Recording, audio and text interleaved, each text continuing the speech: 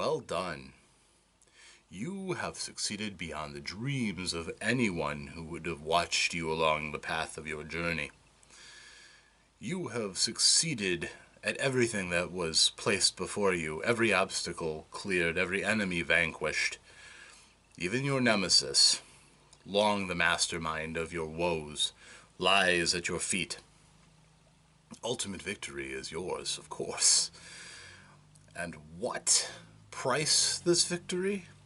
What sacrifices have you made? What sacrifices have others made for you? It makes it all the sweeter when you think back on such things. But now you have won.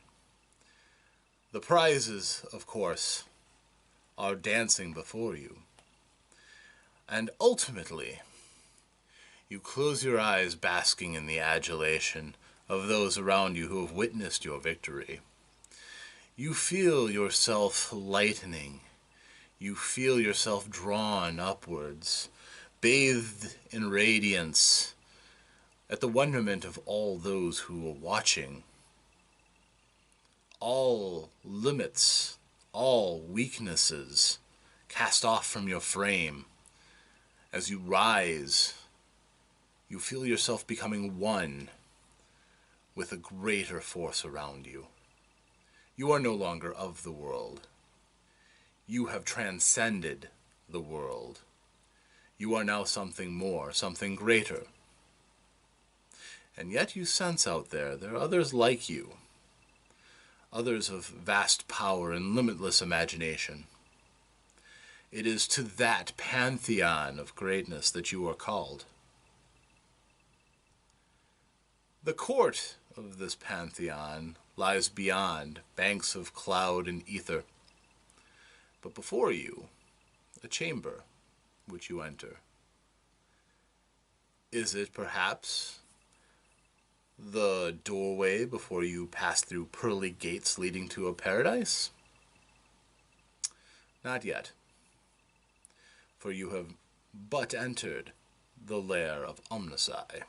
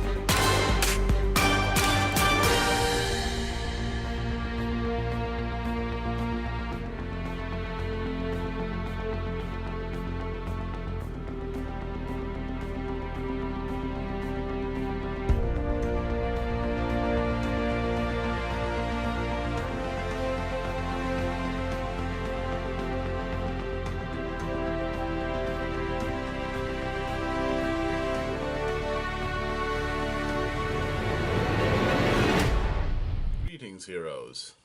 I am OmnusI, here with my familiar magic. We are eager for your arrival here at level 10 of the Lair of OmnusI. This level is my training level. It is where I make my minions and monsters stronger so that they can better stand against the heroes that come to undo my plans. Well, Magic has a mind of her own and no longer wishes to be here, but we're very happy to have you. You see, this is the line in the sand that I have drawn, whereon my observations up to this point have been but a primer. One of my stated goals has always been to assist others looking to get into the hobby of role-playing games, to pass on some of my experience and some of my observations to make the transition smoother for new people to enter into the hobby. Well, the Game Master role being as crucial as it is, it requires special care and attention. So, this is the first of a series where we will address common concerns that Game Masters have, both experienced ones who perhaps are looking to go in a different direction from what they're used to, as well as people who are looking to step into the role for the first time. So, without further ado, These are the first steps. Level 10, the Lair of OmnusI.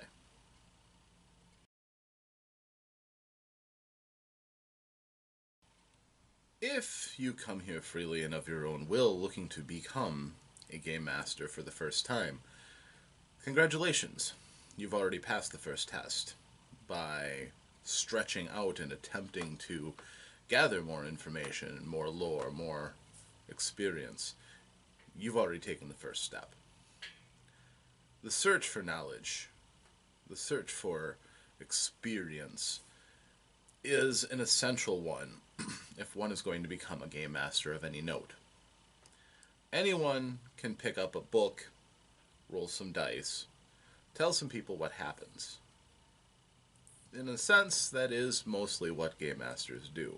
The best ones, however, cause their worlds to come alive for their players, are able to handle when things don't go perfectly smoothly and by the book, and have the mastery of their world such that when things do arise, they're capable of handling it smoothly and efficiently. So, if you're new to the game mastering venue, you are very welcome. I envy you. It is a magical experience when you've mastered your first game. My first is many, many, many years in the past, though I do still remember it fondly. So, the first issue, of course, that comes up when considering how to be a game master is, what game are you going to master? So, if you are looking for your first game, and you don't have one presented in front of you that you're going to be trying to run first, something to think about is the complexity of the game. It's much easier to become a game master when you don't have to look through stacks of tables, memorize complicated rules, and in general have writing that is engaging and easy to absorb rather than something that is arcane and difficult. In this way, we are blessed. Most modern games have in mind inclusiveness and are written as such. Older games may have their prestige, and certainly their followers. However, there's a reason why back in the day, role-playing games were considered the purview of only the very, very intelligent, if frequently socially awkward. That's because these games were written as complicated texts and handbooks with lots of tables, with higher writing language so that you would really test out your vocabulary, and quite frequently patterns of rules that one would want to memorize or at least have tables handy so that one could understand the mechanics of the game as they were going along them. Of course, these kind of principles are really what made house rules into such a common factor in role-playing games. Many people just found those complicated tables to be too much and figured out ways around them, keeping the majority of the rules, but filing off the serial numbers a little bit, rounding off the edges, and making the game more playable for them. Which is why one game's experience at one table can be completely different from another game's experience at another table, even if they're playing by the same basic rules. So, many modern games are made with the intention that the person playing them may not have a rich and deep love of complication, of statistics and tables and such. Some games, like, for example, Fate, which also gets by the cost barrier for a beginning game master as the core rules are available for free online, has a very, very, very simple mechanic. A character is just a bundle of different aspects based around their natures that make certain things easier than others. They have skills, which makes the accomplishment of what you're trained in or what you have experience in easier, such that very difficult things become everyday, impossible things become challenging. Combining that with the aspects, if your aspect is something towards which you are applying your skills, it can mean that you can become quite proficient in very difficult things within your idiom of your character. So, Very rules light. The immediate rules are easy to lay hands on. And there have been numerous expansions and source books and other things that make the game more real for whatever direction you choose. For instance, a work that I've become somewhat intimate with, called Leaves of Chiaroscuro, was written for the Fate rules. It is a very interesting look back at Earth history in the Italian Renaissance period, when you take into factor that magic has entered into the world and different races have become prevalent, some of them all the way from back in the sinking of Atlantis. The work is well written, it's very thought-provoking, which is useful, but it does use the basic Fate rules, which means that even though you have this world overlay, you also at the same time have a very concrete, simple, and easy to interpret set of rules that you can use within that framework. Many of the Fate games work in similar ways. If you're just starting out and you have no prior experience and you have no framework to base your role-playing experience on, it's not a bad way to start. I applaud how simple the rules are, how well they're written to help to invoke a sense of imagination and creativity using those rules. And I think a person could do a lot worse than to use something like that to start their first games. Now, oftentimes when a game master sets out, they want to try to draw a player base. Or their player base may be clamoring for something a little bit more mainstream.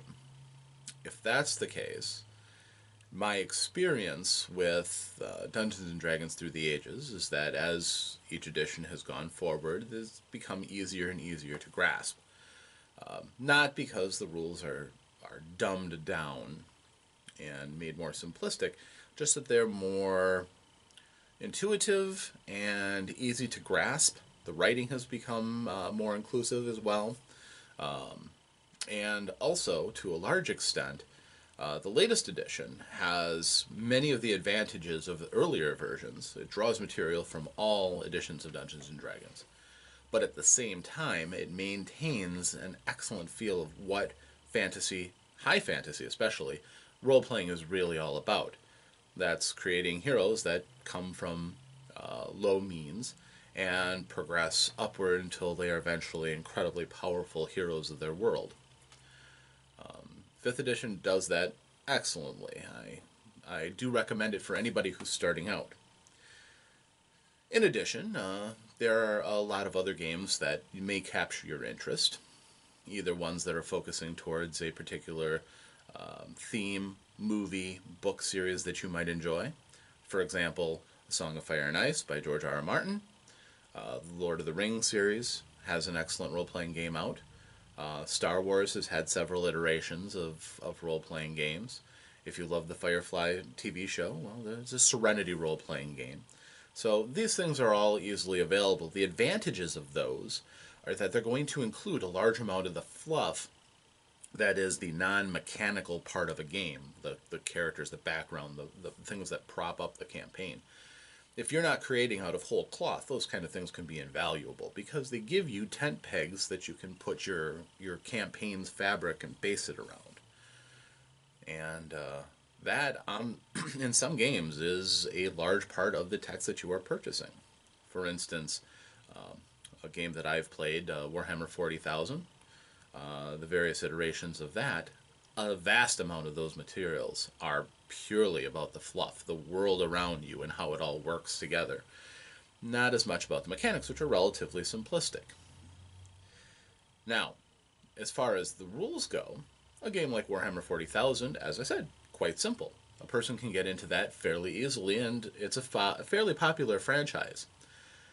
However, the books are very intimidating. They are so densely packed with fluff that if you're not a fan, you can get lost for days just reading the material and finding out how their universe works.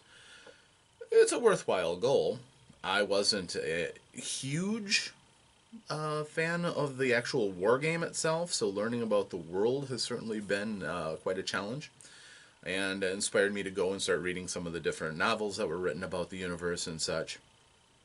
As far as playing in that universe, if your players are themselves fans of the Warhammer 40,000 series, it's worth doing. I would not recommend it as a first game simply because it requires a slightly different mindset. You really kind of have to know how the outlook of the different characters works for most of their games. Stepping into the power armored boots of a Space Marine in Deathwatch, for instance, is difficult. Even for some veteran gamers, it requires a different mindset. The characters are so alien to human thought.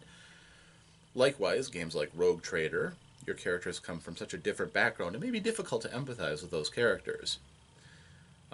On the other hand, a game like Only War, where you are set foot into the rank and file of the Imperial Guard, you're just normal people facing an inherently hostile universe. The challenge is there and it's overwhelming, but at the same time, you can make your small victories and reach your goals. So, if you were going to do any of those games fresh off of never having played before, and you don't have a rabid fan base, I'd say I'd recommend that one out of all of the titles of Warhammer 40k. Outside of that series, many of the other ones, as I said, the advantages of having the fluff. The Star Wars role-playing game, for example, is densely populated with tons of background materials. If you really go forth and collect, you will know more than possibly anyone else about the universe of Star Wars just by absorbing reading those kind of materials. Only the most hardcore fan is going to have an edge on you in that case. Other franchises like Star Trek, as I said, Lord of the Rings, those are all, again, wonderful works because the works are written with that universe in mind, a large amount of fluff, and many of them these days are using more simplified mechanics so that everybody can get involved, but they have mechanics that replicate different functions in the game. For example, Star Wars has a force element, and that's woven right into the very fabric of the game, making it relatively easy to have characters who are, Jedi level power, right alongside with smugglers and bounty hunters and what have you. So, as far as picking the game, it's a good idea just to try to not bite off more than you can chew if you're starting out, and look for something that captures your interest. Now, as far as gathering a group together, well, like I said, finding a more commonly known game is going to be an advantage. However, promoting your game is probably going to be one of your most difficult parts. If you have a local gaming shop, putting in advertisements and looking for people there may be wonderful. However, the internet has done a wonderful job of drawing groups together. And finding a local Facebook site, for example, for gamers, may be a wonderful avenue for you to meet new people and form a group, possibly to attract players if your own player base is too small for what you intend, or simply to perhaps find other people to play with online, either in your downtime to sharpen your skills or to run a brand new game and add new players. Also, with the internet, despite the social media, there's also plenty of avenues for playing online through programs like Roll20, and there's any number of them. Personally, I prefer the face-to-face approach, but since many of them now incorporate things like webcams where you can actually see the other people around you, you can have a wonderful role-playing experience through those avenues if you don't have options for the face-to-face, as many people are more isolated and don't have groups in their area. So, as far as gathering a group and playing a game, first, you have to know what you're going to play. Second, you need players. Now, those people are fortunate who have a steady group in the area that they can belong to. That is not something that should ever be taken for granted. Players can be whisked out from underneath you. All it takes is a bad enough day and somebody having some bad ideas in their head, and you can be down a player or two. It happens, unfortunately. So, you have the advantage, if you are a game master, of having an idea in your head and a game to play. Fighting players, if you have the player base, then you're all set to start creating. Once we get past step 1, choosing your game, and step 2, finding people to play the game, the next step involves procuring the materials that you'll need to play the game. Now, the first thing that you need, of course, is the game. And a recommendation, start small. Don't invest heavily until you know that you've got the group hooked and that you understand the game and its weaknesses and strengths. You can get by with starter kits of games for a little investment and work your way up into more and more value-rich purchases down the line.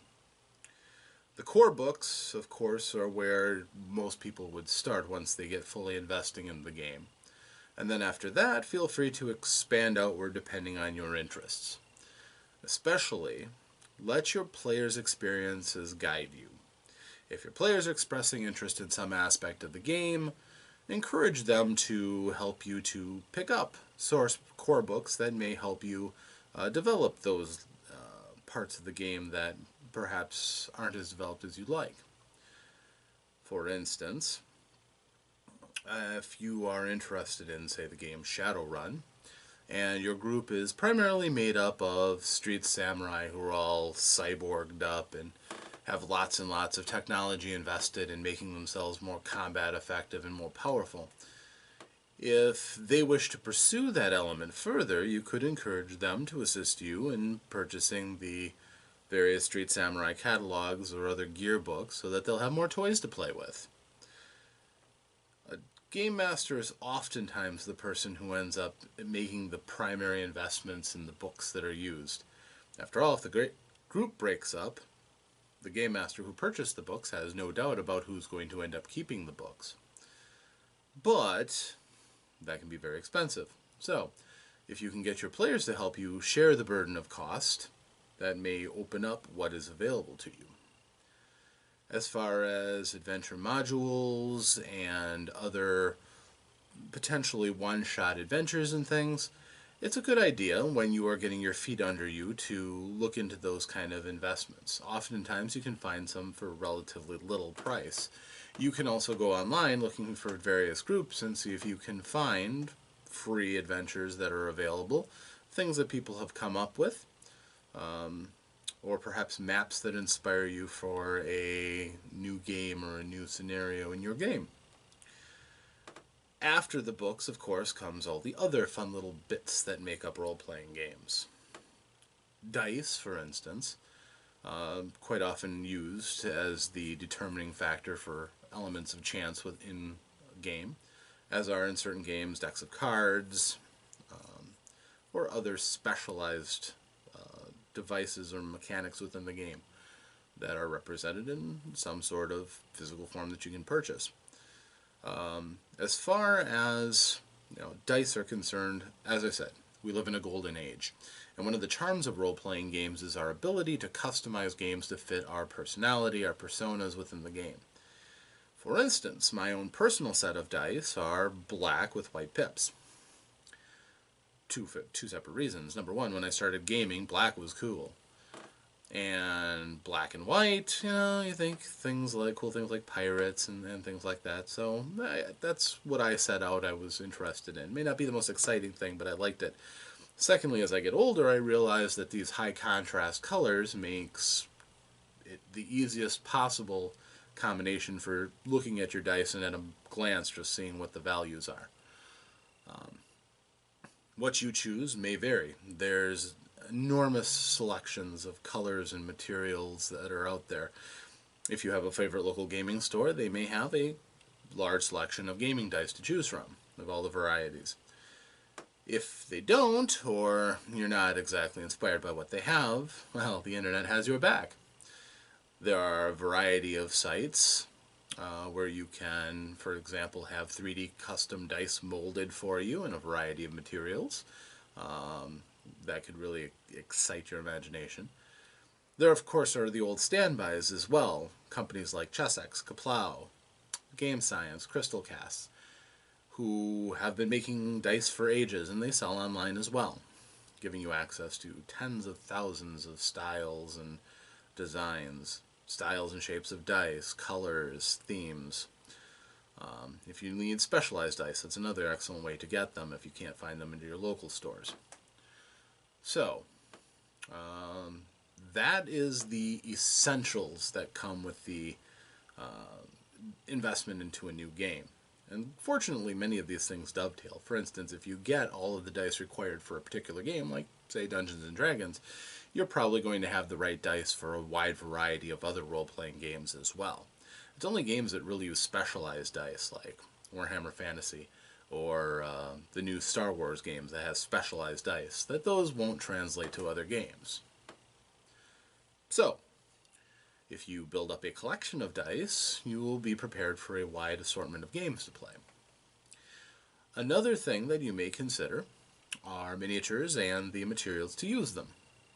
Now, this can get expensive. If you go and you buy the name brand products, either pre-painted or pewter, you try to save yourself some money by going with pewter and then getting a selection of paints. That can get rather pricey, especially if you're the kind of person who likes to have a miniature for every creature that you're going to be using. You like to give your players a selection of different characters that they can choose from. Having a stable of miniatures is a wonderful way to allow your players to project their imaginations into your game. If you furthermore invest and get things like battle mats where you can sketch out and lay out a scenario in advance for your players to look at, or as they sketch it out as they are exploring and more areas are revealed to them, where you can then put the monsters in as the monsters appear. Well, these are fine things for adding that little extra to your game. Of course, it can all be done on a piece of letter-sized paper and just writing out freehand. But the more you invest, the easier it is for your players to wrap their heads around things, and some people crave that. Not everyone, of course, but some people. I like to use a blend of both. For minor encounters that don't require a great deal of tactics, I will frequently just voice over what the players see, mostly running the entire encounter in my mind, thinking about distances between players and their opponents. And for some small encounters that works rather well. On scenarios where I want a particularly special encounter, maybe a very challenging encounter or one that's going to cover a larger area, I like to use my battle mat to place the figures upon and let players tactically decide how they're going to move, what areas of their spells are going to cover. Things like that can be very useful. If you really want to go whole hog, you can invest in 3D dungeons. Those are plastic or resin tiles that are pre-designed to be easily put together so that you can create any kind of room or design that you wish. This is obviously the most expensive investment into that avenue, short of buying things that people, create themselves out of things like foam to create dioramas and such. In future installments of Lair of OmnusI, I'll show you some of these that I myself have used, and you can decide for yourself what level you want to get into. There are some amazing things out there that would grace any gaming table. And it's a good idea to steadily invest into those things. Making big splashy purchases can be fine as a centerpiece. But say you get a figure of the demon god Orcus from Dungeons and Dragons. I think it'll run you about $100. Well, it's a fine figure, amazingly detailed. It's large, it stands about this tall. It's a big figure. How often are your characters going to run into Orcus? One would think not very often. You may use him as a stand-in for a few things sometimes, but for the largest part, that's a large figure that you're not going to use very, very often. So investing a great deal of money into it may instead have been wiser invested into a smaller figures and in mass. If you are looking for specific miniatures, there are some to be had, either forward-thinking companies that give entire units of miniatures that you can buy as a bundle. Or, of course, there's the internet, people reselling their lots that they've gotten through blind bag draws and looking to offload all the commons that they've had, which may be very useful to what your scenarios are going to include. Obviously, fantasy games are the premier games for these. Dungeons and Dragons has dumped hundreds and hundreds and even thousands of different miniatures that a person could collect, both the unpainted and the pre-painted. Games like Warhammer have excellent detail models that you can use. There's a vast variety. If you wish to, develop your pool and you don't want to spend a lot of money, games like Mage Knight created lots of fantasy-themed adventure suitable miniatures, as long as you don't mind the base is a little bit bigger, and that you may have to touch up the paint, as the paint is often very slop and go. But this is all just different avenues that the starting game master may choose to pick and choose on. Another useful venue that the internet gives us is the ability to get art that we can use to show pictures for our players of things that we're interested in, either by getting a commission from an actual artist or just finding something that, again, inspires your imagination and gives you something that you can then take to your table to impress your players. So, once you have the game in mind, you have the players, and now you actually have the game indeed, as well as all the accoutrement on what to do with it. Well, what do you do with it? What indeed? We'll cover that in the next episode of Lair of OmnusI. Step 2. But I think after all of this, the beatings that we've taken and rigors of training, perhaps it's time for a little reward.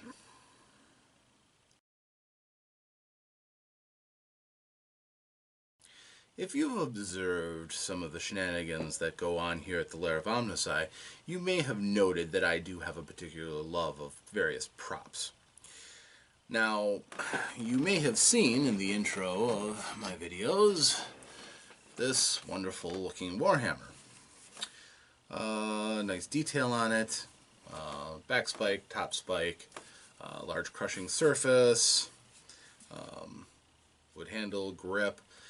As I'm sure you know, this is also a plastic prop. This was gotten from a Halloween shop a little while ago. It was broken, I fixed it up for nothing, and I got it at a really good price. So I particularly do like my Warhammer. Now, you might be thinking, how does this relate to treasure? Well, let me explain. In addition, I have collected a variety of other weapons as well. I used to like to collect blades and other assorted knickknacks.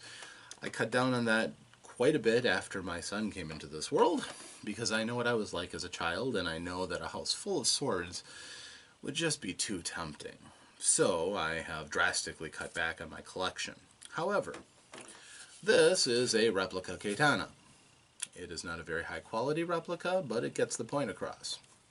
So, I collect both of these. And if you've ever looked at people's game spaces online, you'll know that having weapons around is popular. It's the thing that fires a person's imagination. Imagining a person standing with a weapon like this and fighting off hordes of monsters and what have you. So, which is more valuable in a gaming space, you might ask? Well, obviously, the feel of having an actual steel weapon and being able to look at a, nice blade and, sharp edges and such, it's fine. It does its purpose. However, in a game space, I would rather have the Warhammer myself, and I'll tell you why. Gamers, in a sense, are kind of like large children. We enjoy using our imaginations. We have fascination for things that aren't quite of our time period frequently. And swords are a kind of, manner of speaking, they're kind of a toy for our imagination. As such, anybody who comes across a weapon like a katana, sees something like this in a gaming space, would be often tempted to take it out and, essay a few practice cuts, again, imagining what this would feel like in an actual battle scenario. Being a replica, I think it would disappoint in a battle scenario. Honestly, I have better weapons for that. But this is just illustrating a point. This is possessed of a, unfortunately, rather sharp blade. You could get a rather nasty cut with this thing. And if somebody was fooling around with it, you could deliver an unintentional wound to somebody. Not only the fact, but my gaming space is a living space. Family doesn't come down here all that often, but my son is not banned from being down here. And again, what might go through his mind sometime in playing with something like this, I don't like to think about. And so I keep it locked up in my trophy case until he gets a little bit older and I can trust him a little bit more. So, this stays nicely scabbarded and kept over in my trophy case outside of my game space. Whereas, my plastic Warhammer, which is clearly a plastic weapon, even if it does look rather nice, this stays over in my game space over in one corner next to my library. Why?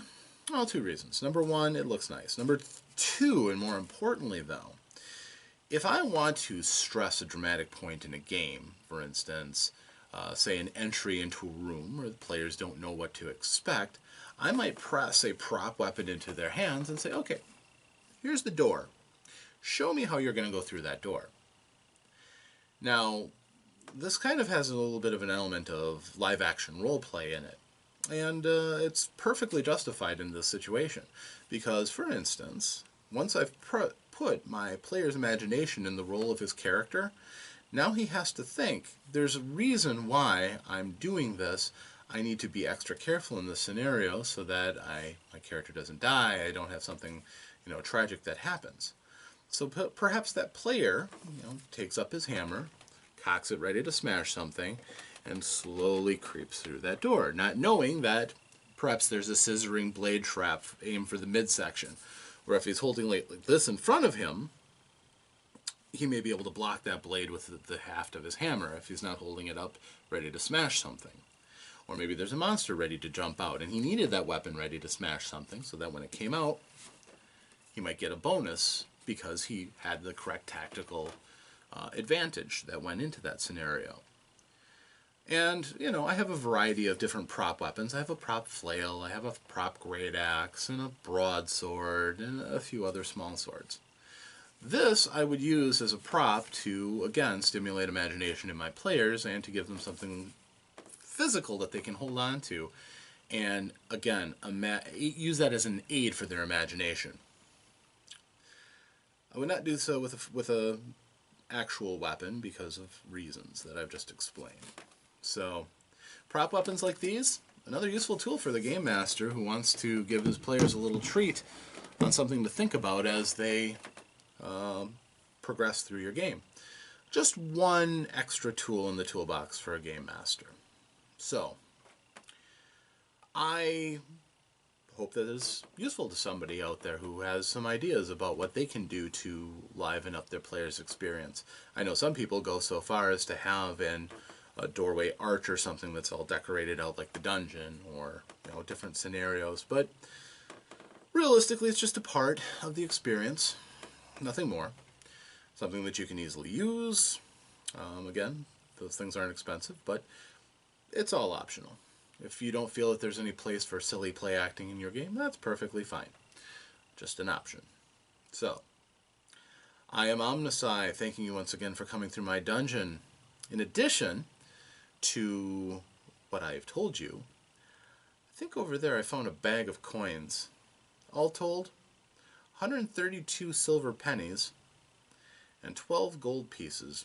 They're kind of curiously worked, though. Each one has a picture of a terrified dwarven face graven into it, printed by an ancient mint. Why someone would put such a grotesque display on their gold? I don't know. But, okay, I take it back. I do know. But I'm not going to tell you here. I'll tell you the next time you see me. Just ask about what's behind those faces and what properties those gold coins might have.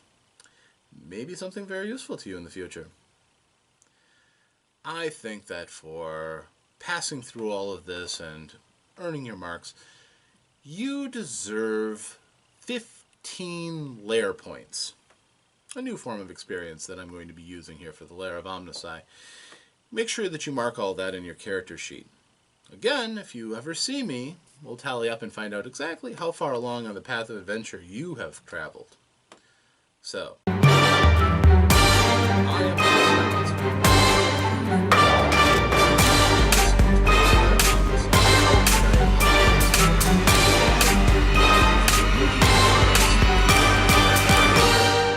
I hope some of this has helped. I certainly have more to tell you, so next time, level 11, Lair of OmnusI. Safe adventures.